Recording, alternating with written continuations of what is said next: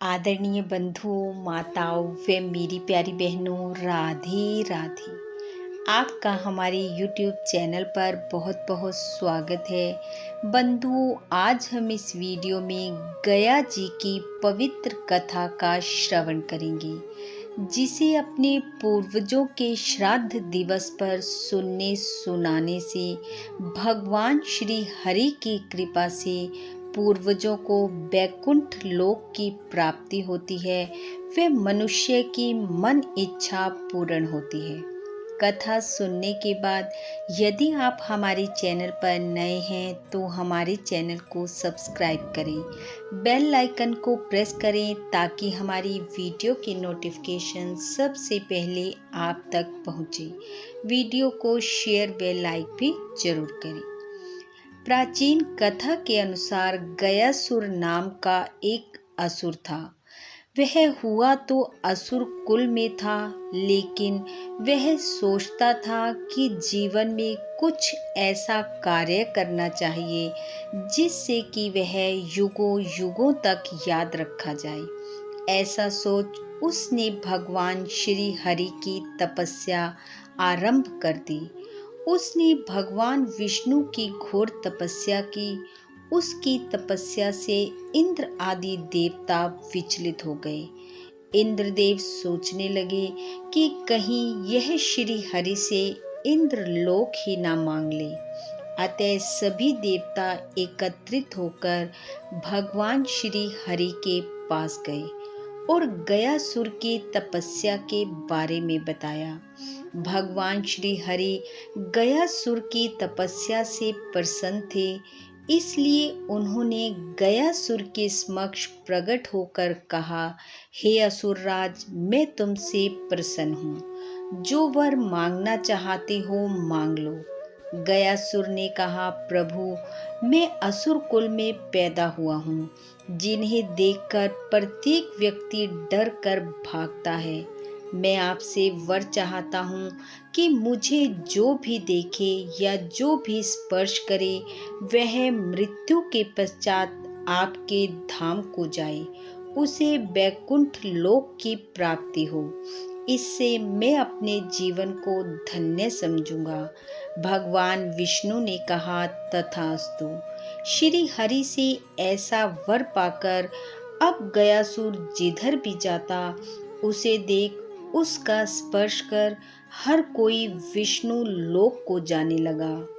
यह देखकर यमदेव घबरा गए कि प्रत्येक प्राणी, चाहे वह महापापी ही क्यों ना हो, वह भी गयासुर के दर्शन से विष्णु लोक को जा रहा है। अतः यमदेव ने तीनों देवों की आराधना की।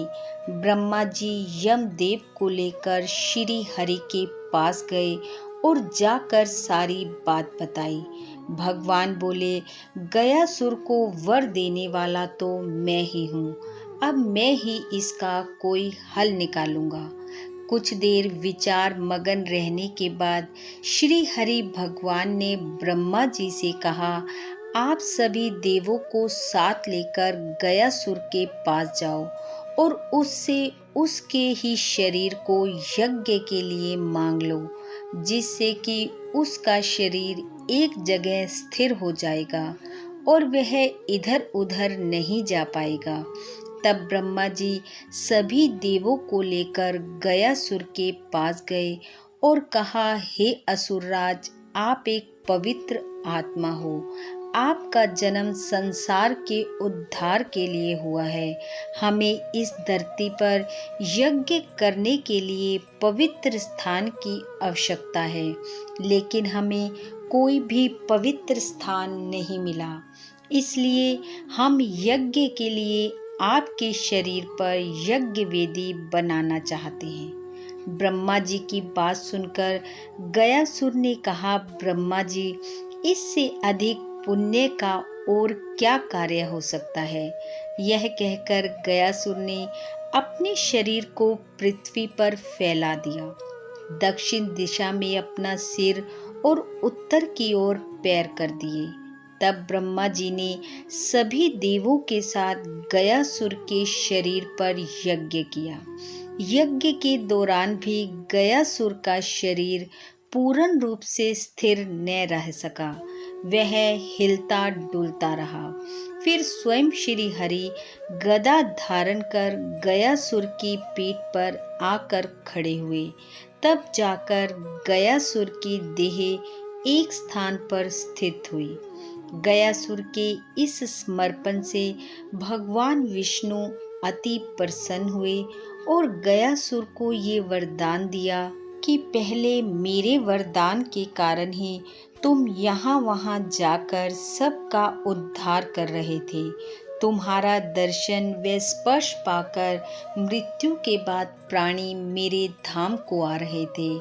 अब मेरे वरदान स्वरूप ही जहाँ तुम्हारा यह शरीर शिला रूप में स्थिर हुआ है, यह तुम्हारे नाम पर पवित्र तीर्थ गया जी के नाम से जाना जाएगा।